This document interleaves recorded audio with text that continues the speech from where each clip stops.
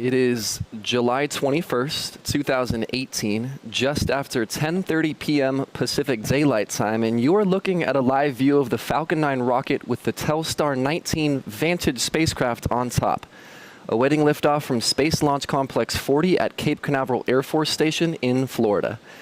Good evening from SpaceX headquarters in Hawthorne, California. My name is Brian Malstead, and I'm a software engineer in our flight software department here at the headquarters, and I'll be your host for tonight's webcast. Now, today we are launching the Telstar 19 VANTAGE spacecraft to a geostationary transfer orbit. Liftoff is currently targeted for 1:50 a.m. Eastern Daylight Time or 5:50 Coordinated Universal Time. This will be SpaceX's 13th launch so far this year, and today we will be flying a brand new Block 5 booster, which we will be attempting to land on our East Coast drone ship named, of course, I Still Love You.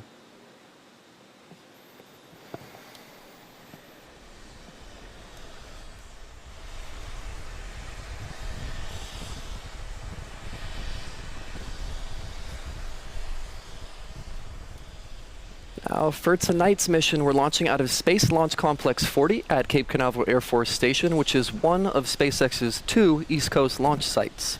On the pad, you can see the 2-stage Falcon 9 vehicle. It stands 70 meters tall, which is greater than the wingspan of a 747 aircraft. The spacecraft itself is currently sitting inside of the 17-foot diameter payload fairing, which is that round upper portion at the top of Stage 2.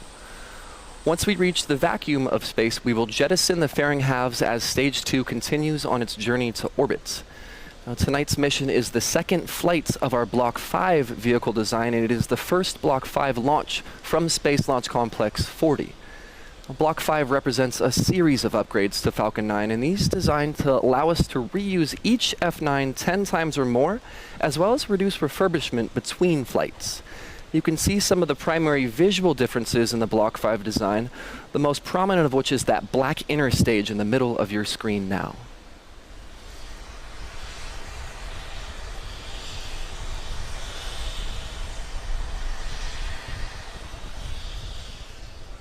So the vehicle undergoes various operations to prepare for liftoff, and much of this timeline is centered around what we call loading the vehicle with the fluids that are necessary to fly. This is analogous to filling your car with fuel, but rocket engines need additional substances to work. Now, in order to combust out in space where there is no oxygen, we have to bring our own, and we do so with densified liquid oxygen, or LOX. The fuel for Falcon 9 is RP-1, which is basically rocket-grade kerosene. Now, those two substances together are the propellants, and they began loading about an hour ago. This loading process continues until the last few minutes of countdown as we top off. A third item that you actually need to start the combustion of a fuel in an oxidizer is the ignition source, which is just like the spark plugs in your car. Our ignition source is a chemical mixture called TTEB. The T part pertains to triethyl aluminum, and TEB is triethyl borane. Now, when those contact each other, they start burning, and they burn so green. You should be able to see a quick glimpse of this with a green flash just before liftoff. In addition to those propellants, the rocket has pressurants on board to help the propellants flow. Falcon 9 uses helium for its pressurant, and we began the loading of this helium about 15 minutes ago.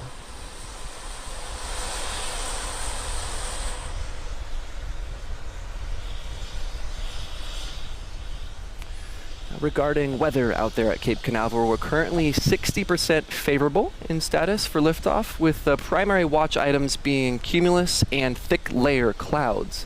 The maximum upper level winds that we're seeing right now are coming from the west, and they're coming in at about 30 miles per hour at 40,000 feet. Now, we generally want to keep all winds to be under about 30 miles per hour, and we also ensure that there isn't too much wind shear. Now, wind shear is when winds at different altitudes are moving in different directions, so they create that shearing condition on the vehicle. The team will continue launching weather balloons to check the statuses at those various altitudes, and they do so every 30 minutes. But overall, weather continues to be go from Space Launch Complex 40 at Cape Canaveral Air Force Station. Now, the next pre-launch milestone that we have coming up is what we call engine chill. This is where we flow a very small amount of liquid oxygen through the engines to cool them down to their operating temperature. And this is so that when we start feeding them their full flow in flight, the LOX stays nice and cold, and it doesn't heat up to cause bubbles or other performance issues. The spacecraft, Telstar, is currently healthy as well. In these final moments before launch, just like Falcon 9, they are conducting checkouts to ensure that the spacecraft systems are functioning nominally before they are called to do so in flight. Another item we'd like to check is the range itself. Now, the range conducts many pre-launch tasks, including clearance of the pad and all the surrounding areas, as well as the neighboring airspace and the coastal clearance. So the range is giving us their green. If we do need it, a backup launch opportunity is available Monday morning, July 23rd, starting at about 1:50 a.m. Eastern Daylight Time, so about 24 hours from this moment.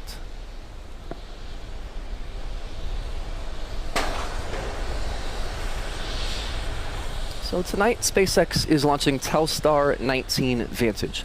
It's one of a new generation of Telesat spacecraft designed to serve today's bandwidth-intensive applications.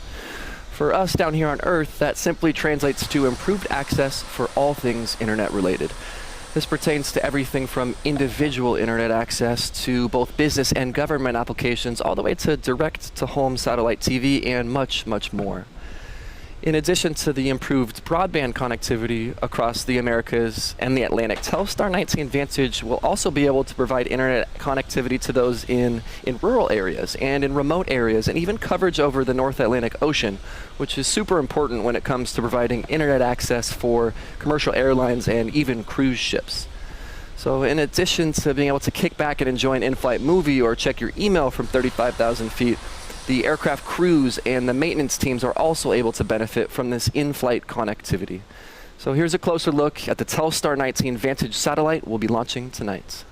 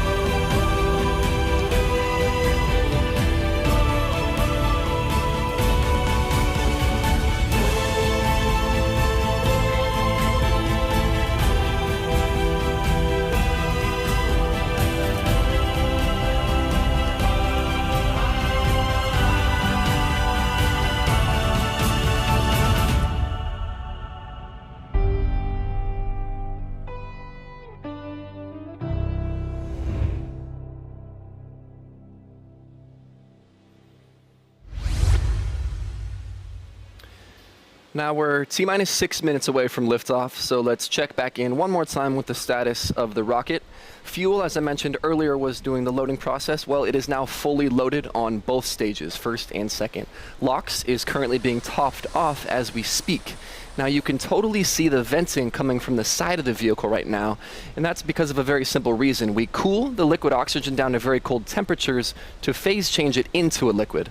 But when the outer layer of that liquid is exposed to the standard temperature and pressure of Florida's air, it evaporates back into a gas, and that's what you're seeing on your screen there.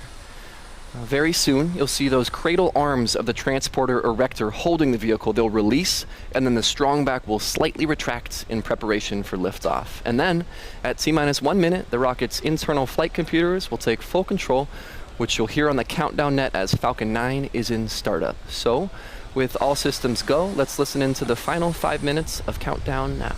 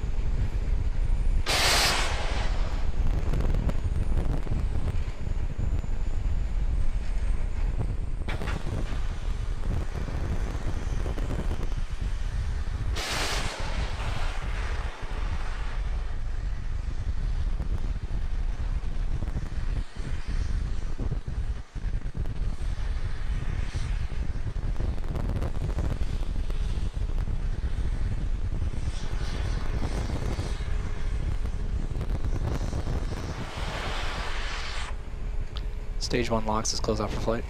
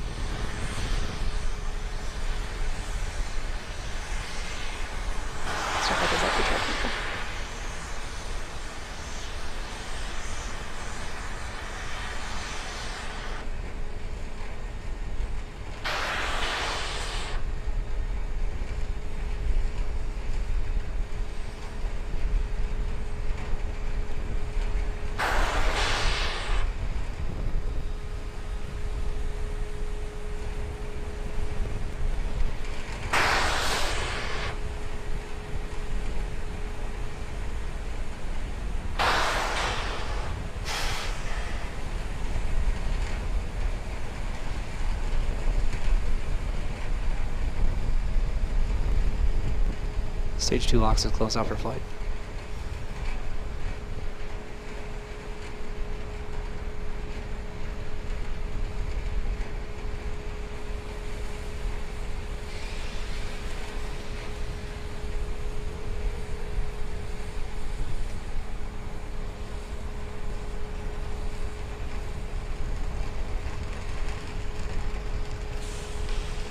Gas looks close out.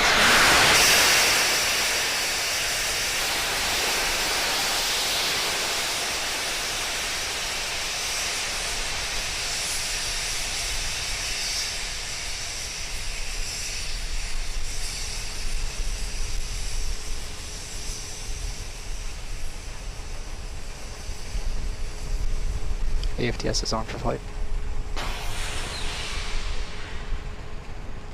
Vehicles in startup. Ground gas closeout is complete.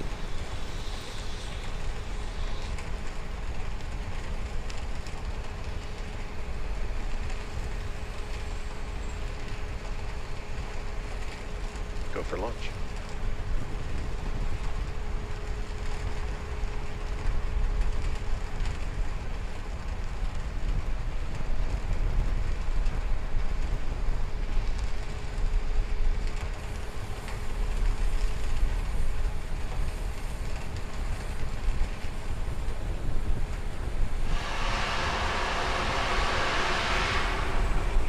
Stage 1 tanks present for flight.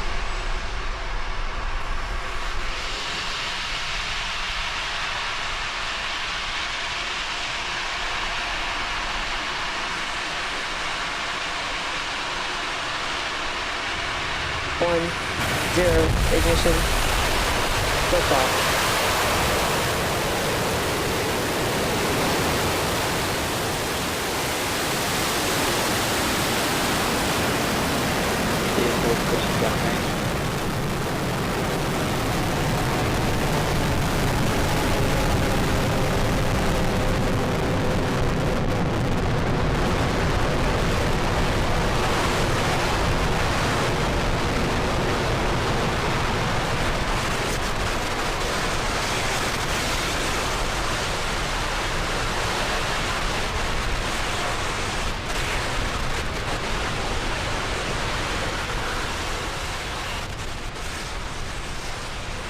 And we've had successful liftoff of the Falcon 9 rocket as we see all 9 of those first stage Merlin engines glowing beautifully, carrying Telstar 19 Vantage to geostationary transfer orbit. Now upon ascent, we go through max Q as our first milestone, and again, that's the maximum aerodynamic pressure. It's an important milestone because it means that from that moment on, we're going through thinner and thinner atmosphere and less stress. Vehicle has reached maximum aerodynamic pressure. And we've got that confirmation on the nets that we have gone through max Q. So again, less and less stress in the vehicle as we go up and up from here on out. Now, we're going to come through 3 events in pretty quick succession, and those are MECO, then stage separation, and then second engine start, or SES number 1. Now, those represent the cutoff of those 9 first stage engines that you see burning right now. Those will stop burning. Then the stages will separate once neither stage is burning, and then the second stage, once separated, will start its burn, and that's called SES, or second engine start number 1. Those 3 events will happen pretty quickly in a 10-second span, starting about 30 seconds from now. Again, MECO, separation, SES.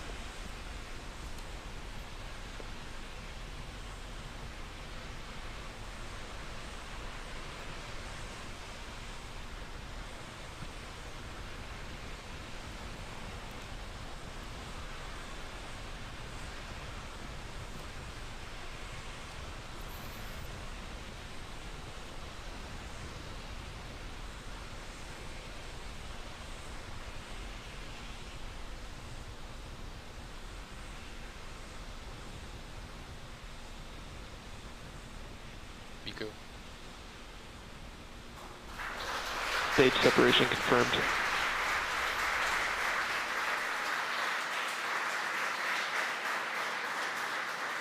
Recognition. And you heard the callouts and saw the visual confirmation of main engine cutoff, stage separation from those onboard cameras, and then second engine start. And as a treat, we were able to see that green flash from the T-tab that I mentioned earlier as second stage ignited. The next milestone is fairing deploy. I mentioned these earlier, but we're going to jettison those fairing halves because once we're out in space, we no longer need that aerodynamic shield. So in order to become more fuel efficient, we get rid of this unnecessary mass.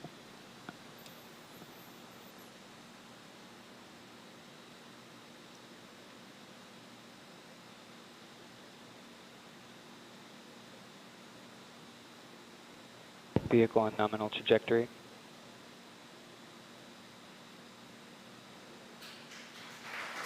Fairing separation confirmed. And we've successfully had fairing separation. As those halves gently float away, we now have Telstar attached to second stage, exposed to the vacuum of space, continuing on through its first burn. Now we had successful liftoff. First stage is heading back. The sequence that we're going to perform regarding the burns for the first stage is a 2-burn sequence. It's going to be re-entry and landing. There's no boost back burn this time because we're simply going to follow a ballistic trajectory out into the Atlantic Ocean. That will occur about 2 minutes from now.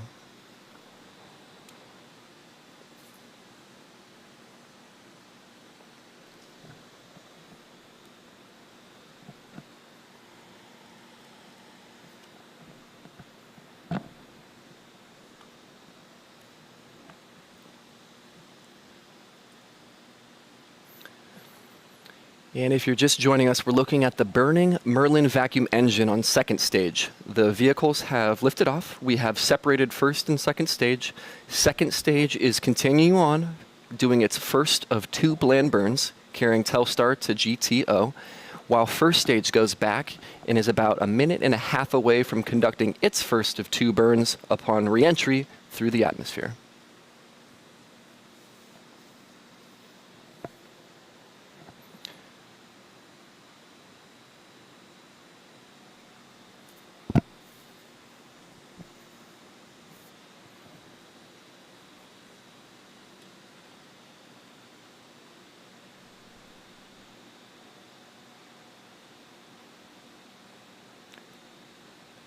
Now we're about 40 seconds away from that first re-entry burn, as I mentioned. And the purpose of this burn is to slow the vehicle down. Out in space, there aren't many particles. It's much sparser out there.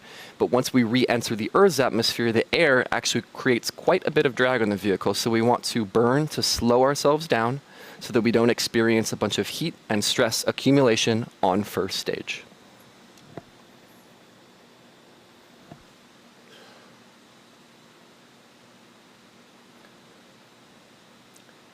So again, on your right, second stage in Merlin vacuum is burning. On the left, we have first stage onboard cameras who are about to start their re-entry burn.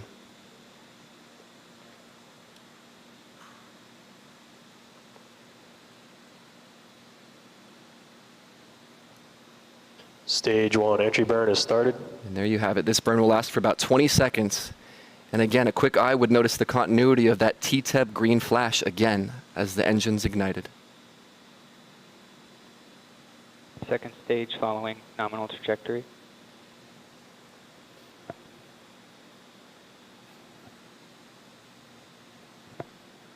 Stage 1 entry burn is shut down. And the burn has concluded. To give some scope for what that burn did, we're currently traveling about a looks like 17,000 kilometers per hour. That is multiple times the speed of a commercial airliner. And in about a minute and a half, we're going to be touching down on that drone ship. So in the course of about 90 seconds, we're going to be going from many times the speed of a jet to 0. So it really shows the efficacy of those burns as they decelerate the vehicle. Now, as we continue this this landing sequence of first stage, second stage is going to continue its action as well. Second stage, second engine cutoff, so SECO number 1, that will conclude right in the middle of the landing sequence. So the landing burn will begin about 10 seconds later up in space. Second stage will stop firing its engine, and then about 5 seconds after that, back on Earth, the first stage will finish its landing burn and hopefully touch Stage down one is on the transonic. surface of course, I Still Love You. Starting terminal guidance. As we go supersonic here, we're about 20 seconds away from the landing burn, and then again, 10 seconds to SECO, and then 5 seconds after that to landing. Stage 1 landing burn is starting. Stage 2 AFTS has safe. Droneship has AOS.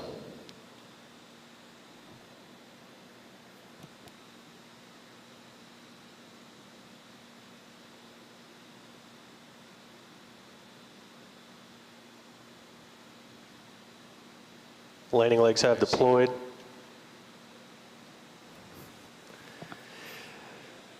And of course, as a rocket descends upon a drone ship out in the middle of the ocean, it is of course difficult to sustain connection with it, so we'll get an update on that in a second.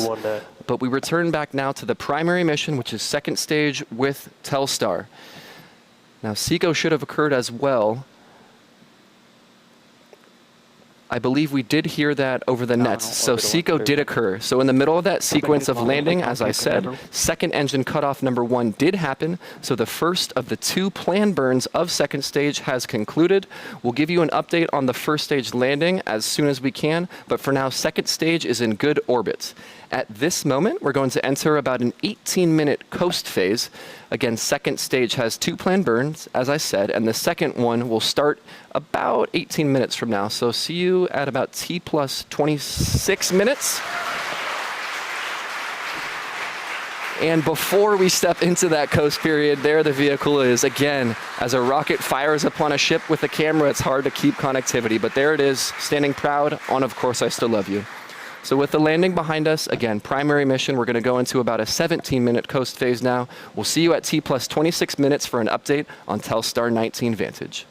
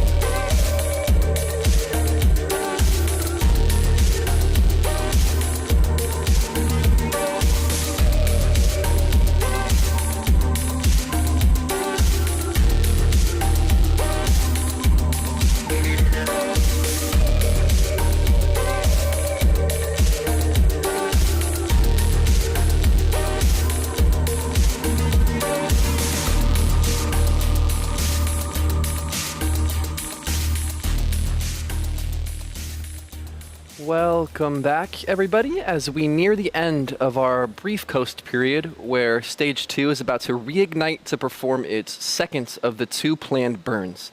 Now we're about 40 seconds away from SES-2, which is second engine start number 2. Again, that's the second burn, and it will last for about 40 seconds, at which point you'll hear the terminating SECO-2 call out, which stands for second engine cutoff number 2. So stand by about 20 seconds until SES-2.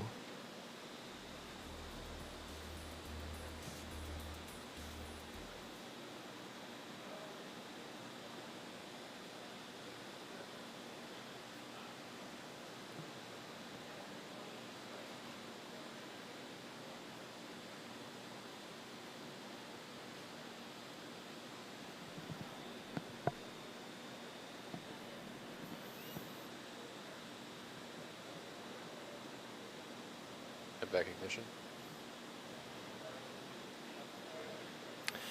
And as you saw during that brief slice, we did see MVAC ignite. Again, 40-second burn here to perform final adjustments to get Telstar pointed into its desired final trajectory.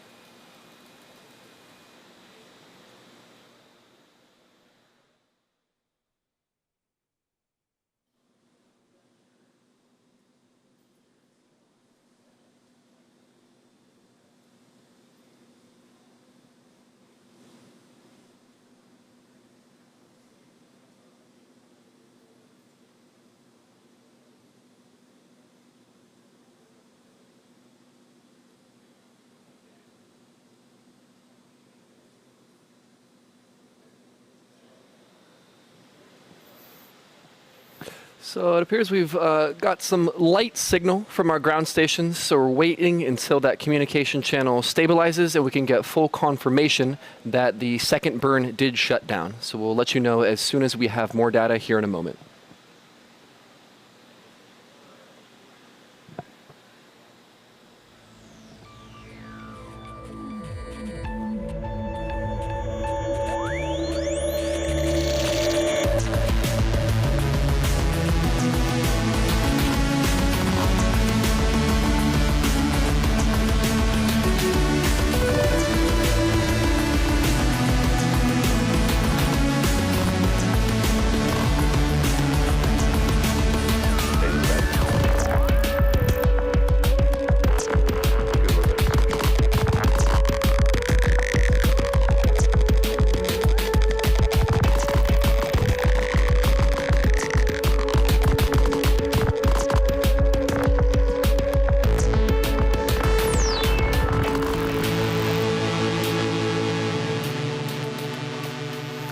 Okay, so as you can see on your screen with the live video coverage, we did get feedback. Again, signal for ground stations can go in and out sometimes, but we've got a strong, stable signal now.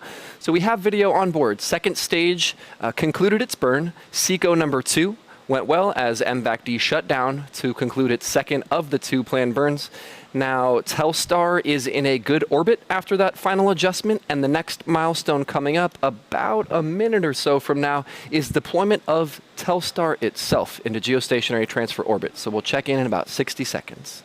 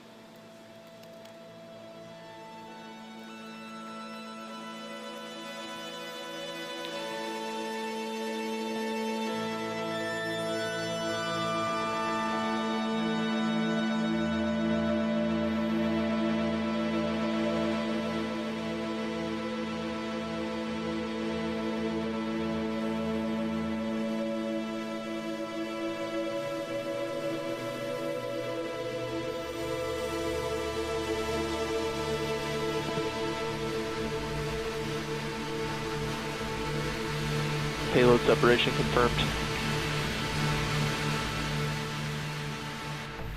All right, and as Telstar 19 Vantage fades into the distance after a gentle push from those deployment springs on second stage, that will bring an end to our webcast tonight. So wrapping up everything in quick summary, it was a great liftoff of both vehicles conjoined. We had the successful separation and landing of the first stage, and then second stage continued on with its 2 burns to deliver Telstar 19 Vantage to the geostationary transfer orbit.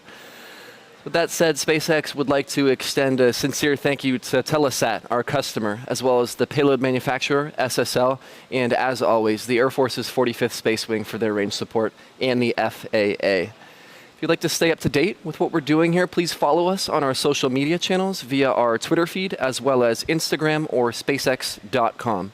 Again, thank you very much for joining us tonight. We'll see you in just a few days at the next launch.